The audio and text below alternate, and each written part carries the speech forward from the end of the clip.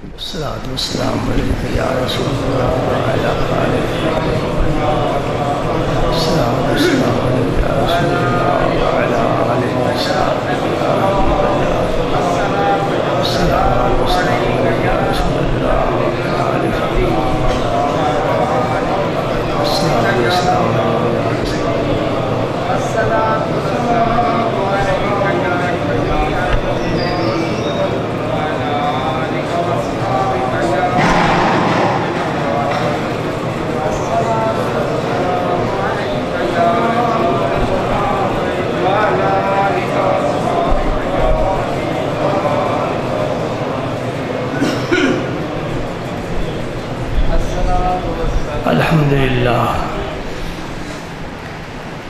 الحمد لله نحمده ونستعينه ونستغفره ونؤمن به ونتوكل عليه ونعوذ بالله من شرور أنفسنا ومن سيئات أعمالنا من يهده الله فلا مضل له ومن يضلل فلا هادي له وأشهد أن لا إله إلا الله وحده لا شريك له وأشهد أن سيدنا وسندنا وحبيبنا وحبيب ربنا وملجأنا ومأوانا محمدا عبده ورسوله الذي أرسله الله بالحق بشيرا ونذيرا وداعيا إلى الله بإذنه وسراجا منيرا.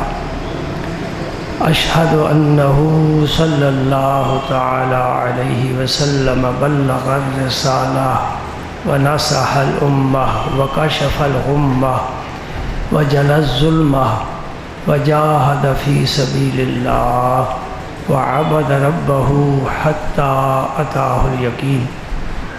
اللهم صل على سيدنا محمد وعلى آل سيدنا محمد وبارك وسلم.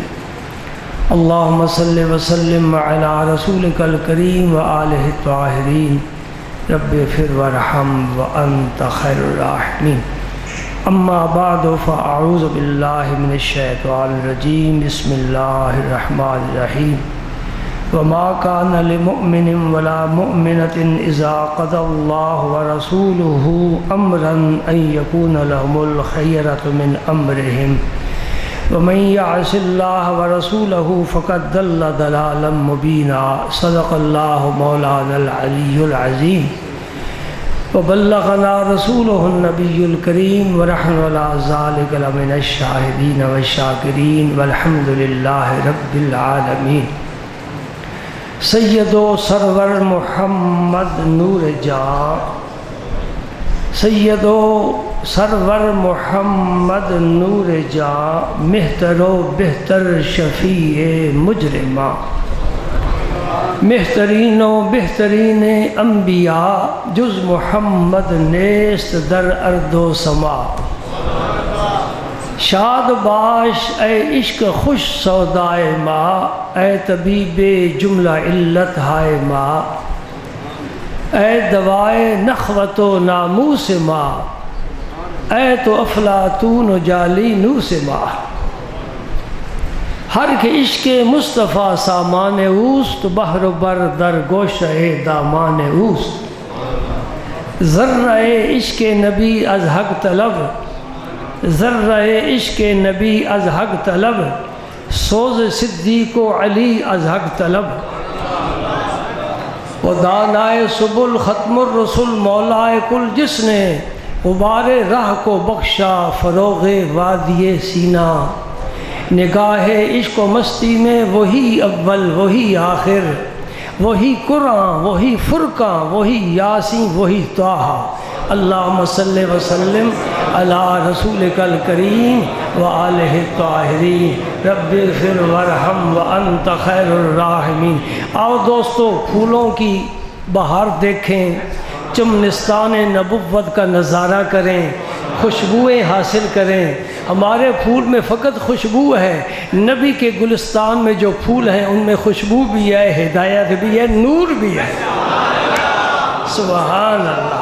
یہ مدینے کا باغ ہے، یہ مدینے کا باغ ہے، جنت کے باغ اس کا مقابلہ نہیں کر سکتے۔ ہاں سبحان اللہ۔ اور جنت تو میرے نبی کے قدموں میں آ گئی۔ ما بین بیتی و منبری روضۃ من ریاض الجنہ، مسجد نبی کا ایک کونا ہے جہاں میرے مصطفیٰ کا ٹھکانہ ہے، ادھر منبر رسول ہے، آپ ادھر آتے ہیں ادھر جاتے ہیں، یہ جو راستہ ہے رب نے جنت کا ٹکڑا لا کر یہاں رکھ دیا۔ میرے پیارے جب تو مسجد میں آئے میری عبادت کے لیے، مجھے سجدے کرنے کے لیے، تو جنت کی کیاری سے گزر کر آیا کر۔ سبحان اللہ۔ جو وہاں جائے گا جسے سجدہ نصیب ہوگا، علماء فرماتے ہیں انشاءاللہ وہ سیدھا جنت میں جائے گا۔ گویا جنت کو جانے کا راستہ مدینہ پاک سے جاتا ہے۔ سبحان اللہ۔ اس گلستان کی سیر کریں، اعلیٰ حضرت نے خوب کیا بات رضا اس چمنستان کرم کی۔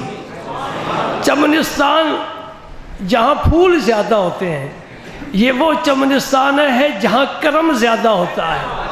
کیا بات رضا اس چمنستان کرم کی، زہرا ہے کلی جس کی حسین اور حسن پھول۔ نبی پاک صلی اللہ علیہ وسلم کے یہ پھول ہے۔ تمہید میں آپ کا وقت میں نہیں استعمال کرنا چاہتا، گزشتہ جو میں جس مسئلے کو چھیڑا تھا اسی مسئلے کو آج مکمل کرنے کی کوشش کرتے ہیں۔ وہی آیت کریمہ ہے، یہ نمبر میں نے بتایا تھا نا، 33 نمبر ہے سورت کا، نام بھی بتایا تھا سورہ احزاب، اور آیت کا نمبر بھی بتایا تھا 36 نمبر، پارہ بھی بتایا تھا 22واں پارہ۔ کیا فرمایا رب کائنات میں؟ ما کان لمؤمن ولا مؤمنۃ اذا قضى اللہ فیصلہ فرما دے، اللہ حکم دے دے، ورسولہ اور اللہ کا رسول فرما دے۔ وہ عالم غیب سے حکم آ رہا ہے، یہ عالم شہادت میں حکم دے رہے ہیں۔ سنو، بشر ہوتا ہے نبی، کوئی منکر نہیں ہے اس بات کا۔ کون کہتا ہے وہ جن ہے، فرشتہ ہے، خدا کا بیٹا ہے، خدا کا ساجی ہے، خدا کا شریک ہے؟ نہیں نہیں، رب کی شان بلند ہے، میرے مصطفیٰ کی اپنی شان بلند ہے۔ رب اپنی شانوں میں بلند ہے اور اس کا نبی اپنی شان میں بلند ہے، اور نبی کے لیے جن ہونا عیب ہے، فرشتہ ہونا عیب ہے، بشر ہونا کمال ہے۔ الحمدللہ میں اہل سنت الجماعت کا فرد ہوں، ادنا خادم ہوں، علم کا خادم ہوں۔ میرا عقیدہ کیا ہے؟ نبی کہہ دو، نبی کیا ہے؟ اب کوئی بشریت کا انکار کرے وہ ہم میں سے نہیں ہے، اور جو نورانیت کا انکار کرے وہ بھی ہم میں سے نہیں ہے۔ ہاں، وہ بشر بھی ہے، وہ نور بھی ہے، اور یہ دونوں چیزیں نیچے والی ہیں۔ اوپر پتہ جانے، اللہ جانے اوپر کیا ہے، یہ نیچے کی چیزیں ہیں۔ بشر بھی نیچے کا ہے، نور بھی نیچے کا ہے، جب اوپر جاتے ہیں پھر اللہ ہی کو معلوم ہے کیا ہے۔ میں نہیں کہہ رہا، بہت پہلے کہنے والے کہہ گئے، نہ بشر خانمت ہے دوست، نہ حورو نہ پری، ای ہمہ بر تو حجابس تو چیزیں دیگری۔ یہ پردے ہیں، تو کچھ اور ہی ہے۔ کیوں؟ جہاں وہ گئے ہیں وہاں بشر جا نہیں سکتا، جہاں گئے ہیں وہاں نوری جا نہیں سکتے۔ معلوم ہوا نہ بشر ہے نہ نور ہے جب وہاں گئے تھے۔ نیچے کی باتیں ہیں بھائی، کرتے رہو، کوئی فرق نہیں پڑتا، لیکن قرآن کی کسی آیت کا انکار نہیں کر سکتے۔ سبحان اللہ، اللہ کی اپنی شان۔ لیکن محمد البشر لا کل بشر، کل یاقوت حجر لا کل حجر، یاقوت بھی پتھر ہے لیکن اس پتھر کی طرح نہیں ہے جو پہاڑوں میں پڑا ہوتا ہے، یہ بہت قیمتی پتھر ہے۔ محمد البشر، وہ بشر ہے لیکن بشر کی طرح نہیں ہے، جس طرح یاقوت پتھر ہے پتھر کی طرح نہیں ہے۔ جس پر وحی آئے، جس سے جبریل ہم کلام ہو، جو آسمان کی باتیں بتائے، جو جنت کی سیر کر کے آئے، جو دوزخ دیکھ کر آئے، جو رب کو دیکھ کر آئے، رب سے باتیں کر کے آئے۔ سبحان اللہ، پھر اسے صرف بشری کہیں گے، اس کی کوئی اور حیثیت نہیں ہے۔ رب کیا فرماتا ہے؟ لا الہ الا اللہ، اور دوسرا جز کیا ہے؟ یہاں کلمے تو بشر کا کوئی نام ہی نہیں ہے، نور کا بھی کوئی نام نہیں ہے۔ اس کا معنی یہ ہے کہ ان دونوں حقیقتوں سے رسول کی حقیقت اوپر ہے، اور ہمارا ایمان رسول کی ذات پر ہے۔ وہ کیا ہے، کیا نہیں ہے، یہ رب جانے۔ ہماری عمر 70 سال سے اوپر ہو گئی، آج تک ہم یہ نہ سمجھ سکے کہ ہم کون ہیں، کیا ہے۔ شاید آپ سمجھ گئے ہوں جی۔ جو اپنے آپ کو نہیں سمجھ سکا وہ رسول کے بارے میں کیا کہے گا؟ ہاں یہی کہے گا اشہد ان محمد الرسول اللہ، میں اس بات کی گواہی دیتا ہوں محمد پاک اللہ کے رسول ہے۔ بڑی شان ہے۔ اس لیے رب نے فرمایا ما کان لمؤمن ولا مؤمنۃ، یہ ما کان کا معنی جائز ہی نہیں، حلال ہی نہیں، جو ممنوع ہے، کوئی شخص جرت نہیں کر سکتا۔ جب اللہ فیصلہ فرمائے، اللہ کا رسول فیصلہ فرمائے، پھر اس سے کوئی اختیار باقی رہ جائے؟ نہیں۔ اللہ اور اللہ کے رسول نے فیصلہ کیا فرمایا؟ ان الصلاۃ کانت علی المؤمنین کتابا موقوتا، وقت مقرر آ جائے تیرا سر اللہ کی جناب میں جھکنا، یہ اللہ رسول نے فیصلہ فرمایا، ٹھیک ہے نا۔ اب جو نہ جھکے اس نے اپنی مرضی کی۔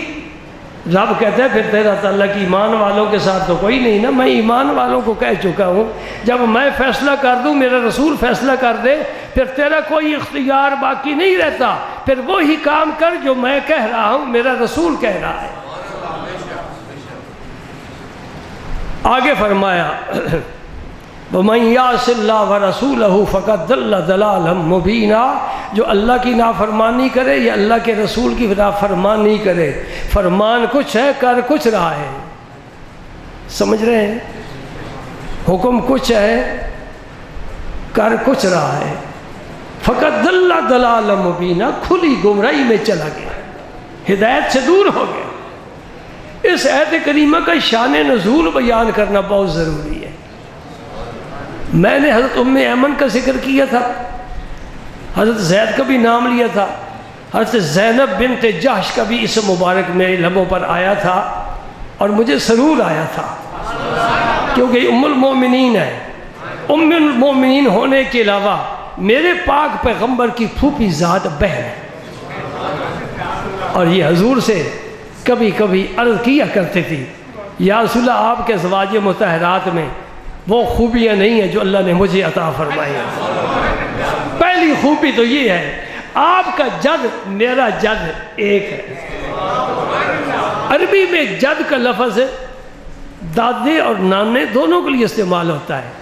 دادے کو بھی جد کہتے ہیں، نانا کو بھی جد کہتے ہیں۔ حضرت عبد المطلب حضور کے دادا تھے اور حضرت زینب بنت جحش کے نانا تھے، اس لیے عرض کرتے ہیں یا رسول اللہ آپ کے جد اور میرے جد ایک ہے۔ ان پاک بیویوں میں سے کوئی بھی یہ فضیلت ہے۔ نمبر 2، میرا نکاح میرے رب نے پڑھا ہے، گواہ جبریل کو بنایا ہے، اور ان کے نکاح زمین پر پڑے گئے ہیں، کون میرا مقابلہ کر سک رہا ہے؟ سبحان اللہ، سبحان اللہ۔ یہ حضرت زینب ہے۔ حضور نے حضرت زید کو اپنے غلام کو بیٹا بنا لیا، اعلان کر دیا، زید بن محمد مشہور ہو گئے۔ زمانہ جاہلیت میں ایک بری رسم چلی آ رہی تھی کہ جس کو منہ بولا بیٹا کہہ لیتے تھے، پھر اس کی اگر بیوی مطلقہ ہو جائے یا بیوہ ہو جائے تو اس سے نکاح نہیں کیا جاتا تھا کہ یہ میرے بیٹے کی بیوی ہے تو میرا اس سے نکاح نہیں ہو سکتا۔ حالانکہ منہ بولا بیٹا تو بیٹا نہیں ہے نا۔ اگر منہ بولا بیٹا بن جائے، یہ مسئلہ میں عرض کرنا ہوں ذرا تفصیل کے ساتھ، اگر منہ بولا بیٹا حقیقی بیٹا بن جائے، ایک تو وارث بنے، نمبر 2 اس کی جو ماں ہے پھر اس کی بیوی بن جائے، کہ بیوی کا بیٹا ہی اپنا بیٹا ہوتا ہے نا۔ یہ جو اب لوگ جنہیں اولاد رب نہیں دیتا کسی حکمت کے تحت وہ بچے ڈھونڈ ہی لیتے ہیں، کبھی بہن کا، کبھی بھائی کا، کبھی اسپتال سے مل گیا اور اس کو اپنا بیٹا بنا لیتے ہیں۔ اس طرح جو لوگ باہر جاتے ہیں اور وہاں پھر یہاں کے اپنے بھانجے بھتیجے کو بیٹا بنا کر اپنی ولدیت لکھ کر وہاں بلاتے ہیں، آپ انصاف فرمائیں، یہ آپ پر فیصلہ ہے، یہ جائز ہے؟ نہیں۔ جب نہیں ہے تو پھر کسی کے بیٹے کو اپنا بیٹا بنا کر اور بیٹا بیٹا کہتے رہنا، اور پھر کل جب بڑا ہو جائے گا تو محرم اور غیرم کا مسئلہ پیدا ہو جائے گا۔ جو اس کے باپ کے محرم ہیں وہ بیٹے کے محرم نہیں ہو سکتے، اس لیے کہ یہ غیر کا نطفہ ہے۔ لہٰذا اس کو مسئلے کو ذرا سمجھو اور اس کی نزاکت کا احساس کرو۔ بہرکیف نبی کریم صلی اللہ علیہ وسلم نے چاہا کہ میں اپنے منہ بولے بیٹے کی شادی حضرت زینب سے کر دوں، اور حضور تشریف لے گئے۔ حضرت زینب بھی موجود تھی، ان کے بھائی بھی موجود تھے، ان کا نام تھا عبداللہ بن جاش۔ یہ غزوہ احد میں شریک ہوئے ہیں، بڑی شان کے صحابی تھے۔ حضور نے جا کر بات کی حضرت زینب سے، سیدھی جا کر بات کی کہ میں چاہتا ہوں تیرا میں نے کہا زید سے کر دوں۔ زید اگرچہ آزاد تھے، غلام نہیں تھے، لیکن مشہور یہ تھا کہ یہ غلام ہے، بکتے آئے ہیں۔ وہ غلامی کا بھی میں نے مسئلہ پچھلے جمعے بتا دیا ہے، غلام نہیں تھے۔ اور پھر قد و قامت، شکل و صورت، خد و خال کے لحاظ سے بھی ماشاءاللہ دیکھنے والے تھے۔ حضرت زید کا گورا رنگ تھا، اونچا قد تھا، نقش بڑے اعلیٰ تھے، اور حسین بھی ہو، خوبصورت بھی ہو، خاندانی بھی ہو، اور پھر نبی کا پسندیدہ بھی ہو۔ اور حسن سارا تو اب آیا ہے، اب حسن آیا ہے، نبی پاک نے انہیں اپنے گھر میں رکھا ہے، سبحان اللہ۔ تو حضور ان کے رشتے کے لیے خود جا رہے ہیں، اور تیرا میرا رشتہ کس نے کیا ہے؟ ذرا سوچ رہے۔ اور میں تو نبی کے صحابہ کی سواری کے گرد راہ کو بھی نہیں پہنچ سکتا، اور وہ لوگ ہیں جو نبی کے سامنے سینہ تان کر کھڑے ہو جاتے ہیں۔ یہ ہماری طرح انسان ہے، بڑی عجیب بات ہے۔ میں سمجھتا ہوں وہ تو انسان اعلیٰ تھے، تو حیوان ہے، تجھ میں حیوانیت پائی جاتی ہے، تجھے شعور ہی نہیں، سب بات ہی کرنے کا سلیقہ ہی نہیں ہے۔ کوئی شاگرد باپ کے سامنے، کوئی شاگرد استاذ کے سامنے، کوئی مرید اپنے پیر کے سامنے یہ بات نہیں کہہ سکتا کہ تو جی ہماری طرح ہے، ہم تمہاری طرح ہے۔ بڑی جرت والی بات ہے، بشریعت کے انکار نہیں ہے، لیکن یہ یاد رکھنا یہ آیت متشابہات میں سے ہے۔ شیخ محقق نے اسے متشابہات میں شمار کیا ہے، اور متشابہات کا جو تتبع کرتے ہیں وہ کرتے ہیں جن کے دلوں میں کجی ہوتی ہے۔ سبحان اللہ۔ حضرت زینب نے اپنے خاندان کو دیکھا، اپنے حسب نسب کو دیکھا، اور ایک طائرانہ نظر حضرت زید پر ڈالی کہ آخر وہ پتہ نہیں کہاں کے آئے ہیں۔ عرض کرتی ہیں یا رسول اللہ میں تو زید سے نکاح نہیں کرنا چاہتی۔ حضور نے پھر فرمایا، حضرت زینب نے عرض کی یا رسول اللہ آپ پسند کر رہے ہیں اس بات کو کہ میں ایسی حسب و نسب والی ایک ایسے سے شادی کروں جس کا کوئی پتہ نہیں کہاں سے آیا ہے؟ اللہ اللہ، واہ پیارے نبی، میرے مصطفیٰ کریم نے بس سر مبارک جھکا دیا۔ دیکھنے والے سمجھ جاتے تھے، چہرے کا رنگ بدل جاتا تھا کہ اب جبریل آ چکے ہیں، اب جبریل ہم کلام ہو رہے ہیں۔ ادھر سے پیغام ایک سیکنڈ سے پہلے پہنچ جاتا ہے۔ آج دن تک سائنس جبریل امین کی رفتار کو نہیں سمجھ سکی۔ میں تیری سائنس کا معترف ہوں، یہ سپیکر تو نے چلایا، یہ پنکھے تو نے چلائے، یہ اے سی تو نے چلائے، گاڑیاں تو نے چلائیں، ہمیں سکون تو بڑا ملا، پر ہمارے ایکسیڈنٹ بھی ہونے لگ گئے۔ جب تو نہیں تھی ہمارے ایکسیڈنٹ نہیں ہوتے تھے، اور بل آنے لگ گئے، ہم پریشان ہو گئے، اتنا بل آ گیا، تیل مہنگا ہو گیا، تب پریشان ہو گئے۔ گاڑی نہیں تھی، تیل مہنگا نہیں ہوتا تھا، سمجھے نہیں سمجھے؟ کچھ تو میری داد دو نا، میں کیا بات کر رہا ہوں؟ ہم سائنس کے بڑے معترف ہیں. ایک سفر کرنا ہے یہاں سے پاک پتن شریف ہے، ہفتہ لگ جائے پیدل چلیں، گھوڑے پر جائے گھوڑا تھک جائے، کتنے دن لگ جائے، گاڑی پر صبح بیٹھتے شام کو واپس، سکون بڑا مل گیا. لیکن راستے میں ٹھا ہوئی، نہ وہ گھر پہنچا نہ میں گھر پہنچا. یہ کس ترقی کا کام؟ جلوس کیوں نکالتے ہو، احتجاج کرتے ہو؟ جی لوڈ شیڈنگ ہے. جب یہ بجلی نہیں تھی، سینس نہیں تھی، کوئی احتجاج نہیں ہوتا تھا، سارے پرسکون تھے، رات کو مزے کی نیند سوتے تھے، نہ ڈاکٹر تھے نہ ہسپتال تھے. کوئی ڈاکٹر صاحب بیٹھے تو پریشان نہ ہو، کیونکہ مولوی تو پہلے دن سے چلے آ رہے ہیں، ہمارا کوئی کیا انکار کرے گا. ہم نے نکاح پڑھے تو مخلوق حلال پیدا ہوئی. اور مولویوں کو انکار نہیں کر سکتے، باقی سب کا انکار کر. ڈاکٹر صاحب بیٹھے ہیں مسکرا رہے ہیں. جی ہسپتال نہیں تھے، میڈیکل سٹور نہیں تھے، اللہ کے فضل سے ہر بندہ سے کیوں وہ فارمی مرغ نہیں کھاتا؟ بیمار کیوں ہو؟ چھوڑ دو، تم بھی انشاءاللہ بیماریوں سے بچ جاؤ گے. سادہ غذا کھانے والے صحت مند ہوتے ہیں. اللہ تعالی ہماری مدد فرمائے اور ہم ان نعمتوں میں اپنے رب کو یاد رکھیں، ان نعمتوں میں رب کو یاد رکھیں، پھر بڑی مزے کی بات ہے. سبحان اللہ. جب وحی کے آثار ختم ہوئے، جبریل امین پیغام پہنچا چکے، میرے مصطفیٰ کریم نے تلاوت شروع کر دی. سنو، وَمَا كَانَ لِمُؤْمِنٍ وَلَا مُؤْمِنَةٍ إِذَا قَضَى اللَّهُ وَرَسُولُهُ أَمْرًا أَن يَكُونَ لَهُمُ الْخِيَرَةُ مِنْ أَمْرِهِمْ. جب میرا اللہ اور میں فیصلہ کر دیں، زینب نہ تجھے اختیار ہے نہ تیرے بھائی کو اختیار ہے، یہ نکاح ہو کر رہے گا. سبحان اللہ. اور میرے نبی کے صحابہ کے رشتے بھی میرا رب کرواتا ہے. سنو نا، پھر صحابہ کی شان کیوں نہیں بیان کرتے؟ نبی کی صحابی ہے، نبی کا خادم ہے، اور اس کا رشتہ رسول کرا رہا ہے، اور رب شریک ہے، جبریل بھی شریک ہے، نہ جانے کتنے فرشتے اس میں شریک ہوں گے. حضرت زینب نے عرض کی، یا رسول اللہ اگر میرا رب فرماتا ہے تو میں نے ہتھیار ڈال دیے، ہینڈ اپ، جو فیصلہ فرما. حضرت زینب کا نکاح ہو گیا تو زینب کے ساتھ، حضرت زید کے ساتھ. وہ بھی زیر سے شروع ہوتا ہے، یہ بھی زیر سے شروع ہوتا ہے. رشتہ میرے نبی نے جوڑ دیا، عزت بخش دی. تو میری خدمت کرتا ہے، تو میری خدمت کرتا ہے، تو میرے ساتھ پیار کرتا ہے، میں تجھے ایسا اس کا بدلہ دوں گا کہ قیامت تک لوگ رشک کریں گے. اپنے گھر کی دہلیز میں داخل کر لیا. اب پھوپھی زاد بہن ہے، اس کا شوہر ہے تو وہ گھر کا مالک بن گیا نا. کتنا قریب کر لیا.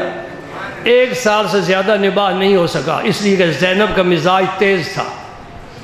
حضرت زینب بہت گرم مزاج کی تھی. پھر خاندانی بھی طاقت ہوتی ہے. تو حضرت زید اکثر حضور کے پاس آ کر شکایت کیا کرتے، یا رسول اللہ آج بہت میرے ساتھ اس نے تیز بات کی ہے. حضور فرماتے، صبر کر، گزارا کر. ادھر رب نے نبی کو بتا دیا تھا، پیارے جب یہ زید طلاق دے گا نا تو یہ تمہارے گھر میں بیوی بن کر آئے گی. یہ حضور کو علم تھا، لیکن ابھی اس کو چھپا رکھا تھا. اس کا ذکر بھی انہی آیات میں آتا ہے کہ تم چھپاتے ہو، اللہ ظاہر کر کے چھوڑے گا. لیکن اس کے باوجود حضور چاہتے تھے کہ ان کا سلسلہ چلتا رہے، گھر آباد رہے. سال گزرا، بڑی مشکل سے حضرت زید نے آخر طلاق دے ہی دی. آج کوئی طلاق دے فوراً کہتا ہے ظلم کر دیا. ظلم بھی ہوتے رہتے ہیں، ہم ہی کرتے ہیں، ظالم بھی ہم، مظلوم بھی ہم، سارے کام چلتے رہتے ہیں. البتہ اتنا ضرور ہے کہ ظالم کے ساتھ اللہ نہیں ہے، مظلوم کے ساتھ میرا رب ہوتا ہے. ظالم کے ساتھ رب نہیں ہے، مظلوم کے ساتھ رب ہے. اگر وہ برداشت کر جائے، رب کہتا ہے میری رحمتیں تیرے ساتھ ہیں، لعنت اس پر برسے گی جس نے ظلم کیا ہے. ظلم الگ ہے. یہ ناگزیر حالات میں یہ رشتے بعض دفعہ توڑنے پڑتے ہیں، شریعت نے اس کی صورتیں رکھی ہیں. حضرت زید نے آ کر عرض کی یا رسول اللہ میں نے زینب کو فارغ کر دیا ہے۔ نبی کریم صلی اللہ علیہ وسلم نے عدت گزرنے کے بعد حضرت زید سے فرمایا میرے رب کا مجھے حکم ہے، جاؤ میری طرف سے پیغام نکاح تم ہی جا کر دو۔ سبحان اللہ، جو کل شوہر تھا آج وہ حضور کا پیغام نکاح لے کر جا رہا ہے۔ علماء فرماتے اس میں حکمت کیا تھی؟ حضرت زید کا کیوں انتخاب کیا؟ خلفائے راشدین موجود تھے، حضرت بلال خادم تھے انہیں فرما دیتے، حضرت عبداللہ کو بلا کر انہیں فرما دیتے، لیکن نہیں، اس میں حکمت یہ تھی تاکہ لوگ یہ نہ کہیں کہ حضور نے زید کو مجبور کیا ہے کہ تو طلاق دے تاکہ میں نکاح کروں۔ زید جب پیغام نکاح دیں گے اس کا مطلب ہو کہ زید نے اپنی مرضی سے طلاق دی ہے۔ ذرا آگے سننے والی بات ہے، ہاں تیرا بھی گھر ہے میرا بھی گھر ہے، خواتین بھی رہتی ہیں، ہم بھی جاتے ہیں گھروں میں، دوسرے کے گھروں میں مہمان آتے ہیں جی، ہمارے بچوں کے دوست آتے ہیں، اور ایک اور لفظ میں استعمال کرنا چاہتا ہوں اجازت ہو، ہماری جوان بیٹیوں کے دوست بھی آتے ہیں۔ استغفر اللہ، مومن کی غیرت ایمانی کہاں گئی؟ استغفر اللہ، بیٹی بول کر کہتی ہے امی میرا دوست، اچھا بیٹا چلے جاؤ کمرے میں بیٹھو، گپ شپ لگاؤ، چائے شائے پیو پلاؤ۔ پاکستان زندہ باد، یہ ہے ہمارا پاکستان۔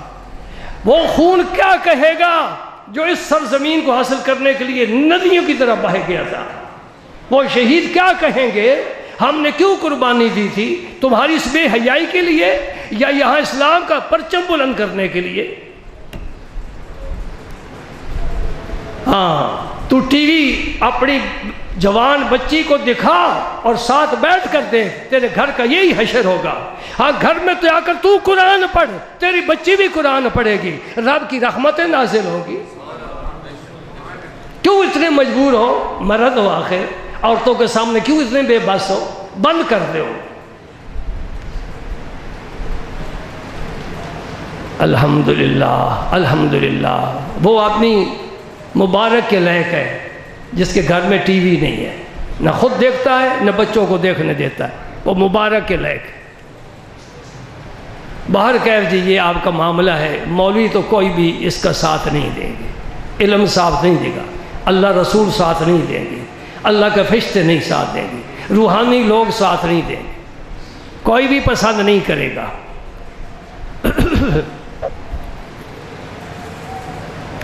حضرت زید جب حضرت زینب رضی اللہ تعالی عنہ کے مکان کے دروازے پر پہنچے تو پہلی نظر پڑی حضرت زینب پر، تو فرماتے ان کا مجھ پر اتنا رعب طاری ہوا، اتنا رعب طاری ہوا کہ میں نے اپنی نظریں جھکا لیں اور میں نے ان کی طرف پشت کر دی، اور میں پشت کر کے پیچھے چلا۔ بعض لوگوں کو دیکھو گے درباروں سے نکلتے ہیں تو پھر ادھر پشت نہیں کرتے، پیچھے چلتے ہیں۔ اس کی اصل حضرت زید کا یہ عمل ہے۔ جو لوگ کہتے ہیں جی یہ کوئی ادب نہیں ہے، یہ کوئی ادب نہیں ہے، پشت کرنے سے کوئی بے ادبی نہیں ہوتی، اسے کہو بے ادبوں کے بیٹے تو اپنا ادب پاس رکھ، تجھے تو ادب ملا ہی نہیں ہے، ہم اہل ایمان ہیں، ادب ہمارے پاس ہے۔ آپ جاؤ عمرہ کرنے کے لیے، حج کرنے کے لیے، اللہ سب کو لے جائے، وہ قرآن پڑھتے ہیں نیچے رکھ دیتے ہیں، بلکہ جوتوں پر رکھ دیتے ہیں، یہ قرآن کی تعظیم ہے؟ ہم چومتے ہیں، ہم آنکھوں سے لگاتے ہیں، ہم سینے سے لگاتے ہیں، یہ میرے یار کی چٹھی آئی ہے، یہ پیار کے قابل ہے، ادب اپنی جگہ پر۔ میں کیا کروں، وقت میرا ساتھ نہیں دیتا، آپ تو ساتھ دیتے ہیں۔ ایک حدیث پاک میں نے بارہا بیان کی ہے، اب اشارہ کیے دیتا ہوں، اور ہے بھی بخاری شریف کی، اور ہے بھی صدیق اکبر کی، جس کے پائے کا صحابہ میں نہیں، انبیاء کے بعد پوری کائنات میں کوئی شخص نہیں ہے، افضل البشر بعد الانبیاء۔ اور یہ بات بھی نماز کی ہے، اور مصلی بھی میرے رسول کا ہے۔ ابو بکر صدیق اس پر کھڑے ہو کر نماز پڑھا رہے ہیں۔ تکبیر کہنے والے بلال حبشی ہیں، اور جو مقتدی ہیں عمر فاروق، عثمان غنی، علی المرتضیٰ ہیں۔ مسجد نبی ہے کھچا کھچ بھری ہوئی، ابو بکر صدیق نماز پڑھا رہے ہیں، آ گئے میرا رسول حالت نماز میں۔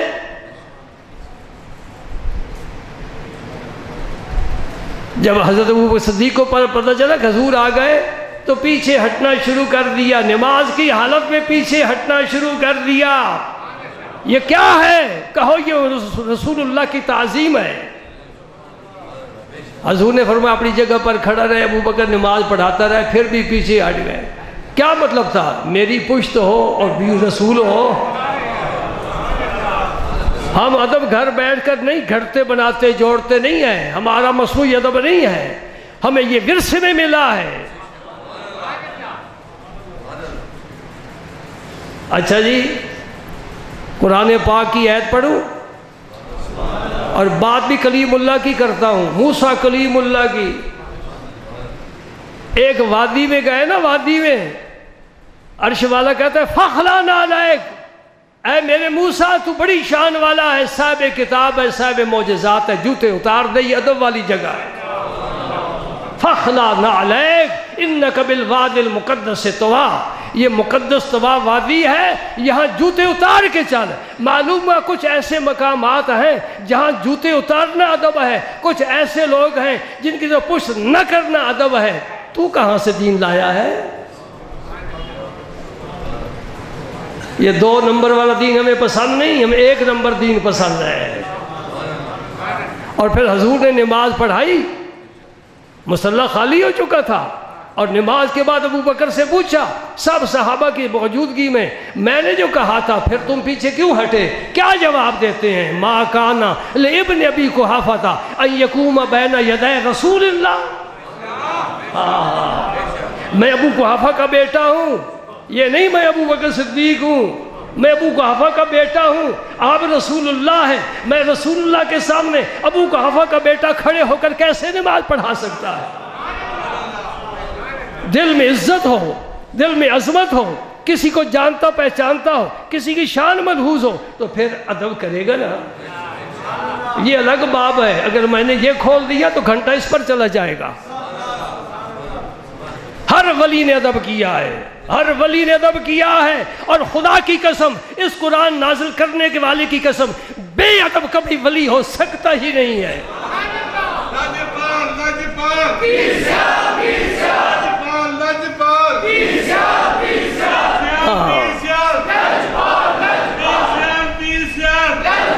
جس سے چاہو پوچھ لو عالم سے، بے ادب شخص ولایت کبھی نہیں پا سکتا۔ جو ولایت کی بلندیوں پر پہنچے ہیں یہ سب با ادب لوگوں کا قافلہ تھا۔ بے ادب بے نصیب، با ادب با نصیب۔ ادب موضوع نہیں ہے۔ حضرت زید رضی اللہ تعالیٰ عنہ پشت کر کے حضرت زینب کی طرف جا رہے ہیں، اور جب ان کے قریب پہنچے رک گئے اور عرض کرتے ہیں کہ میں نبی پاک کی طرف سے پیغام نکاح لایا ہوں۔ حضرت زید نے بہت خوبصورت جواب دیا، کاش اس کو ہم بھی سمجھیں اور اس پر عمل کریں۔ عرض کرتی ہیں میں اپنے رب سے مشورہ کروں گی۔ بڑی خوشخبری ہے، دونوں جہانوں کا سردار جسے اپنی بیوی بنا لے وہ یہاں ہی نہیں جنت میں بھی وہ بیوی ہے۔ اب ازواج مطہرات اپنے شوہروں کے ساتھ رہیں گی، حتیٰ کہ خاتون جنت سیدۃ النساء یہ بھی حضرت علی المرتضیٰ کے ساتھ ہوں گی، عائشہ صدیقہ حضور کے ساتھ ہوں گی۔ میں اپنے رب سے مشورہ کروں۔ حضرت زید یہ پیغام لا کر چلے گئے، حضرت زینب نے مصلی بچھا دیا۔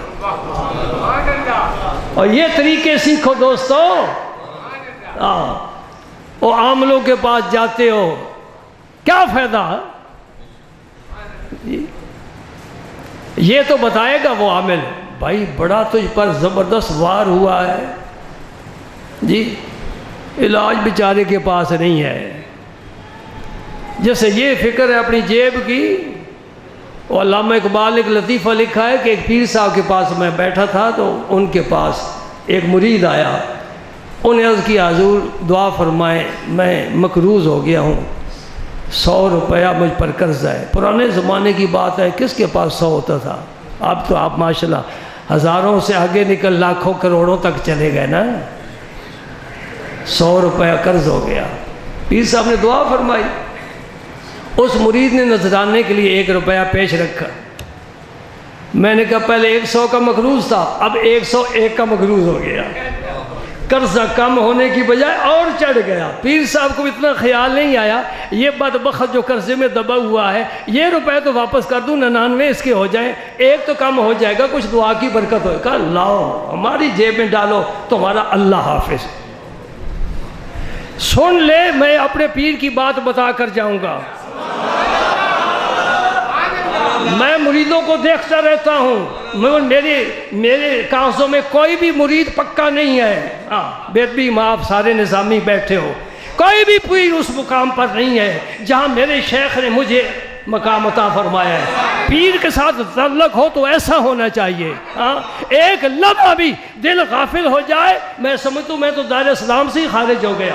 میرے پیر کا قول سن لو اور پیروں کو جا کر سنا دو، ایسا پیر ڈھونڈو۔ آپ فرمایا کرتے تھے جو پیر مرید کے گھر اس نیت سے جاتا ہے کہ مجھے دنیاوی فائدہ ہوگا، اس پر رب کی لعنت برستی ہے۔ ہائے ہائے، اور لاؤ کوئی شیخ الاسلام جیسا ڈھونڈ کر، جی سبحان اللہ،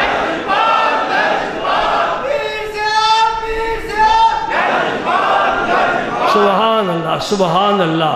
یعنی دنیاوی مفاد پیش نظر نہیں ہونا چاہیے۔ مرید کے گھر جائے اس لیے جائے کہ اس کے گھر میں برکت ہو، اس لیے جائے کہ گھر والوں کو فیض پہنچے، اس لیے جائے تاکہ میں ان کے گھر کے حالات دیکھ کر اس کی اصلاح کروں، اس لیے نہ جائے کہ سوٹ ملے گا، نذرانے ملیں گے۔ ایک بزرگ کا قول سنو، وہ فرماتے ہیں جس طرح پیر دینی معاملات میں مریدوں کا محتاج نہیں ہوتا، دنیاوی معاملات میں بھی پیر کو مریدوں کا محتاج نہیں ہونا چاہیے۔ وہ بیچارہ پتہ نہیں اپنا گھر وقت کیسے بسر کر رہا ہے، تو اس پر سوار ہے، اور پھر اکیلا پیر نہیں جاتا، پوری فوج ظفر موج لے کر جاتا ہے، مریدوں کی پوری فوج گھر داخل ہو جاتی ہے۔ میرے نبی پاک کی شخص نے دعوت کی اور ایک ساتھی ساتھ خود بخود چلنے لگ گیا۔ جب اس کے مکان کے دروازے پر پہنچے، حضور نے فرمایا تو نے دعوت میری کی ہے، یہ میرے کہے بغیر آیا ہے، تو اجازت دے گا تو اندر آئے گا ورنہ واپس چلا جائے گا۔ اور نبی کے اخلاق سیکھو، نبی کے اخلاق سیکھو۔ میرے نبی نے صحابہ کے گھروں میں جا کر دعوتیں نہیں اڑائی، اگر کہیں تشریف لے گئے ہیں کچھ واقعات ملتے ہیں، میرے نبی نے ان کا سر آسمان تک بلند کر دیا ہے، عزت دی ہے، سبحان اللہ، ان کا گھر برکتوں سے بھر دیا ہے، رحمتیں دی ہے۔ وقت ہے عرض کروں، خندق کھودی جا رہی ہے، مدینہ پاک پر حملہ کرنے کے لیے کافر مکہ سے چل رہا ہے، نبی پاک خندق کھود رہے۔ سلمان فارسی نے عرض کی یا رسول اللہ مدینہ پاک کی حفاظت کے لیے خندق کھودی جائے۔ خندق کھودی جا رہی ہے، شکم مبارک پر پتھر بندھا ہوا ہے، جابر کا گھر قریب ہے، دیکھا چہرے کا رنگ بدلا ہوا ہے، آواز ذرا کمزور ہے، سست ہے، یہ فاقے کی علامت ہے۔ گھر جا کر بیوی سے پوچھتے ہیں گھر میں کچھ ہے؟ عاشق کے دل میں صبر کہاں، عاشق کے دل میں صبر کہاں، سخی کے ہاتھ میں مال کہاں۔ ان کا جی یہ 4 کلو سا عربی میں کہتے ہیں، جس کا ترجمہ میں کر رہا ہوں، 4 کلو تقریباً یہ جو ہے، یہ بکری کا چھوٹا بچہ ہے، بس اس کے علاوہ تو گھر میں کچھ نہیں۔ فرمایا تو جو پیس، میں بکری کا بچہ سے پکا کے گوشت بناتا ہوں اور کھانا پکاتے ہیں، رسول اللہ کی دعوت کرتے ہیں۔ اور پیر گھر آ رہا ہے، مرید دعوت دینا چاہتا ہے،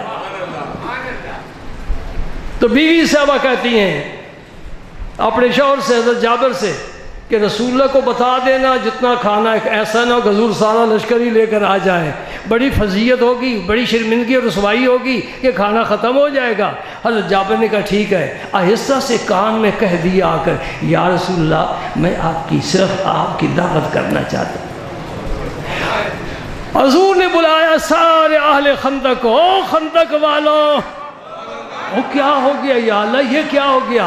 میں چپکے سے بات کہنا چاہتا تھا کہ حضور اکیلے آئیں، یہ ساقی کوثر اکیلا تو آ نہیں سکتا، کیسے ہو کہ اپنا پیٹ بھر لیا جائے، بعد مرید بیٹھے رہے۔ حضور نے کہا اہل خندق، اے خندق کھودنے والوں جمع ہو جاؤ۔ کتنے تھے؟ 1400۔ تیرے میرے گھر 10 آدمی آ جائیں تو سارے خاندان میں طوفان آ جاتا ہے، زلزلہ آ جاتا ہے، کیا کریں، کہاں سے لائیں؟ نبی پاک نے فرمایا جا جابر تو جلدی جا، ہم بھی آ رہے ہیں، میرے آنے سے پہلے ہانڈی بھی نہ اتارنا اور روٹیاں بھی نہ پکانا، اور روٹیاں پکانے والیوں کو بلا لے۔ 4 سیر آٹا ہو تو ایک خاتون بھی پکا لیتی ہے نا، فرمایا نہیں، پڑوس سے روٹیاں پکانے والیوں کو بلا لے، لیکن ابھی نہ پکانا، میرا انتظار کرنا۔ حضرت جابر جلدی گئے، بڑے پریشان، بیوی سے کہتے حضور سارا لشکر لے کر آ رہا ہے۔ بیوی پوچھتی ہے، سنو، بیوی پوچھتی ہے حضور کو عرض کیا تھا یا رسول اللہ اتنا کھانا ہے؟ ہاں وہ تو میں عرض کر دی تھا، بس اللہ جانے، اللہ کا رسول جانے عقیدے کیا تھے، اعتقاد کیا تھے۔ ہماری اب درمیان میں کوئی گنجائش نہیں ہے، اب وہ جانے، ان کا رب جانے۔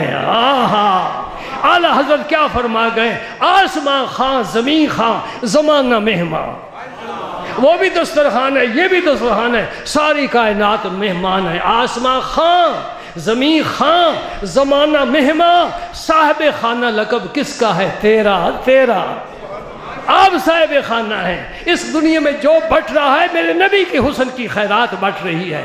حضور تشریف لائے، 1400 صحابہ ساتھ ہیں، باہر بیٹھ گئے۔ حضور نے آٹے میں بھی لعاب دہن ڈالا، ہانڈی میں بھی لعاب دہن ڈالا، فرمایا پکاؤ روٹیاں، اور بیٹھ کے حضور، اب کمرہ چھوٹا تھا، فرمایا 10 کو بلاؤ، 10 کو بلاؤ، بچھاؤ دسترخوان، کھلاؤ کھانا۔ اب بھوکے شیر تھے، ایک صحابی پورا دمبا کھا جانے والا، ہاں یہ بھی سن لے، ایک صحابی پورا دمبا کھا جانے والا، لیکن جب تلوار لے کر میدان میں نکل کے 70 کو خاطر میں نہیں لاتا، گردنیں کاٹ کر رکھ دیتا ہے۔ اللہ اکبر۔ کھائے تو پھر حلال بھی کرے، کھائے تو حلال بھی کرے نا، صرف کھانا ہی نہیں، کھا کر حلال کرنا ہے۔ 10 کھا رہے ہیں، کھانے کو کپڑا ڈالا ہوا ہے، جی مہمان آ جائے نا چائے پلانے لگتے تھے، چینک کا ڈھکنا اٹھا کر دیکھتے ہیں، ایسا نہ کیا کرو، جب بے یقینی پیدا ہوئی برکت جاتی رہی، بس ڈالتے رہو، جب ختم ہوگی چینک خود ہی نعرہ تکبیر بلند کر دے گی۔ یہ بار بار دیکھنا، بار بار دیکھنا، یہ بے یقینی یقین پیدا کرے غافل۔ یقین بڑی شے ہے۔ صحابہ کو یقین تھا، لشکر لے کر نکلے، دریا سامنے تھا، کشتیاں تھی نہیں، گھوڑوں پر سوار تھے۔ میرے نبی کے شیر نے کہا میں گھوڑا دریا میں ڈالتا ہوں، تم بھی ڈالو۔ سامنے فوج دشمن کی تھی، دیکھ رہے تھے، گھوڑوں کا سم بھی تر نہیں ہوا، ساری فوج برابر نکل گئی۔ دشمن نے دیکھا، انہوں نے کہا جن آ گئے، یہ انسان نہیں ہے، جن ہیں، گھوڑے کا سنگ تک نہیں، سارے ہی بھاگ گئے۔ ان کے اس عمل سے پہلی فتح اسلام کو ہو گئی۔ یقین پیدا کر رہے غافل، بے یقینی مار جاتی ہے۔ اللہ اکبر۔ 10 کھاتے میرا نبی کھلا رہا ہے۔ حضرت جابر دیکھ رہے ہیں، بیوی سے روٹیاں پکا پکا کر بھیج رہی ہیں، نہ آٹا ختم ہوتا ہے نہ ہانڈی ختم ہوتی ہے۔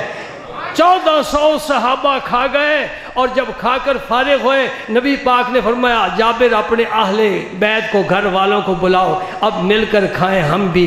آپ نے بھی کھانا تناول فرمایا۔ حضرت جابر فرماتے خدا کی قسم مجھے سمجھ میں نہیں آتا، جب ہانڈی رکھی تھی اس وقت سالن زیادہ تھا، یہ جب اٹھائیے اس وقت زیادہ تھا۔ اور تیرا پیر اگر تیرے گھر آئے، تیرا کچن سارا ہی خالی کر جائے، ان سے بچ کر رہنا. ہاں اپنے بچوں کا پیٹ پالنا آج مشکل ہو گیا، پیروں کا پیٹ پالنا بڑا مشکل ہے. ہائے ہائے کاش وہ پیر تمہیں ملتے. جب سورج غروب ہوتا ہے تو سر اللہ کی جناب جھک جاتا ہے. مجھے بات یاد آ رہی ہے سلطان المشائخ محبوب الہی کی، فرماتے ہیں ایک صبح ہے دنیا والوں کی، ایک صبح ہے عشق والوں کی. دنیا والوں کی صبح ہے جب سورج نکلتا ہے، صبح شروع ہوتی ہے. عشق والوں کی صبح جب سورج ڈوبتا ہے تو صبح شروع ہوتی ہے. مصلح بچھا ہے، بستر بھی بچھا ہے. ہاں بھائی تو بڑا نرم ہے، بڑا گرم ہے، پر تجھ سے بھی نرم گرم میرے لیے جنت میں بچھے ہوئے ہیں. تجھے میں کیا کروں؟ مصلے پر سجدوں پر سجدے. رب قرآن میں تعریف کرتا ہے والذین یبیتون لربہم سجدا وقیاما. میرے وہ بندے ہیں جو اس حال میں رات گزارتے ہیں، کبھی سجدے میں ہیں، کبھی قیام میں ہیں. کوئی رات تو ہم بھی ایسی ذرا دیکھیں تو صحیح، کیسا لطف آتا ہے، تیرے سارے مسئلے حل ہو جائے. 1:45 بج گئے ہیں، وہ واقعہ تو پھر باقی رہ گیا. حضرت زید کا پیغام پہنچ گیا. حضرت زینب نے مصلی بچھا دیا اور اللہ کے حضور سجدہ کیا اور جناب الہی میں عرض کی مولا کریم یہ معاملہ میں تیرے سپرد کرتی ہوں، تو ہی فیصلہ فرما. سبحان اللہ. وَأُفَوِّضُ أَمْرِي إِلَى اللَّهِ إِنَّ اللَّهَ بَصِيرٌ بِالْعِبَادِ. میں اپنے سارے معاملات اللہ کے سپرد کرتا ہوں. اللہ کچھ پہچانا ہو، اللہ کو جانتا ہو، اللہ کے ساتھ تعلق رابطہ ہو، کوئی الیک سلیک ہو تو پھر بات بنتی ہے نا. یوں ہی کسی کے دروازے پر چلے جاؤ، جانتے نہیں، وہ پوچھے گا نہیں. اگر تعارف ہے، راہ و رسم ہے، آنا جانا ہے، فون پر الیک سلیک ہے، ہیلو ہیلو ہے، جب مشکل پڑے گی جاؤ گے، کہو جی آؤ جی کیا معاملہ ہے، میں تیرے ساتھ ہوں. رب کے ساتھ تعلق جوڑو، رب سے تعلق جوڑو، رب سے تعلق جوڑو. یہ فقیر کی صدا ہے، فقیرانہ آئے صدا کر چلے، میاں خوش رہو ہم دعا کر چلے. اس عاجز کی، اس مسکین کی بس یہی ایک سبق ہے، یاد رکھو. اپنے رب سے، اپنے رسول سے رابطہ قائم کرو، مضبوط کرو، پختہ کرو. تو کہے سبحان ربی الاعلی، وہ کہے لبیک یا عبدی. میرے بندے تیرا سجدہ قبول ہے، میرے بندے تیری تسبیح قبول ہے. ہاتھ اٹھاؤ، وہ کہے گا مانگ مجھ سے کیا مانگتا ہے، کیوں روتا ہے، کیوں چیختا ہے، کیوں چلاتا ہے. کیا میں تیرا رب نہیں ہوں؟ کیا میرے پاس خزانے نہیں ہیں؟ کیا میں تیری بیماری دور نہیں کر سکتا؟ کیا تیرے دشمن کا مقابلہ نہیں کر سکتا؟ کیا تیری پریشانی دور نہیں کر سکتا؟ معاملہ کیا ہے؟ اٹھ مانگ مجھ سے جو مانگتا ہے. نبی کا وسیلہ لے کر جا، رب کو منا، انشاءاللہ تیرے سارے دین دنیا کے مسئلے حل ہوتے جائیں گے. بڑے خزانے رکھتا ہے میرا رب، بڑے خزانے رکھتا ہے. یا اللہ میں یہ معاملہ تیرے سپرد کرتی ہوں، تو ہی بہتر جا. اللہ پاک نے کہا جبریل جلدی جاؤ، جلدی جاؤ، میرے حبیب کو جا کر پیغام دے دو کہ زینب کو میں نے تیرے عقد میں دے دیا، زینب کو میں نے تیرے عقد میں دے دیا، نکاح وہاں پڑھ دیا. حضور نے اپنی لوڈی کو فرمایا جاؤ جا کر زینب کو اطلاع کر دو، جاؤ جا کر زینب کو اطلاع کر دو کہ تمہارا نکاح تیرے نبی کے ساتھ رب نے پڑھ دیا ہے. سنو سبق. جب یہ اطلاع حضرت زینب کو ملی رضی اللہ تعالی عنہ، حضرت زینب نے ہار پہنا ہوا تھا، اس خوشی میں ہار اتار کر انہیں مبارک تحفہ دے دی. مٹھائی کا ڈبہ ہی ضروری نہیں ہے جی، کوئی خوشی ہو ضروری نہیں کہ مٹھائی کا ڈبہ ہو. یہ ابتدا ہے مبارکبادی کے لیے، تحفہ دینا اس کو. کعب بن مالک کی توبہ قبول ہوئی، صحابہ دوڑے، صبح کا وقت تھا، وہ اپنے مکان کی چھت پر نماز پڑھ رہے تھے، دعائیں مانگ رہے تھے. حضور پر وحی نازل ہوئی کہ کعب کی توبہ قبول ہو گئی. صحابی جو سب سے پہلے پہنچے جا کر مبارک دی، آسمان سے پیغام آ گیا ہے کہ تو پاک ہے. کپڑے اتار کر انہیں تحفہ دے دیا، مانگ کر کپڑے پہن لیے. سبحان اللہ. کہاں تک بتاؤں، بڑے واقعات ملتے ہیں. خوشی کے موقع پر اس طرح ہدیہ تحفہ دینا یہ صحابہ کرام کی سنت نہیں، نبی پاک کی بھی سنت ہے۔ حضرت زینب نے اپنے کپڑے ہار جو پہنا ہوا تھا تحفے کے طور پر پہلے دے دیا۔ دوسرا کیا کام کیا؟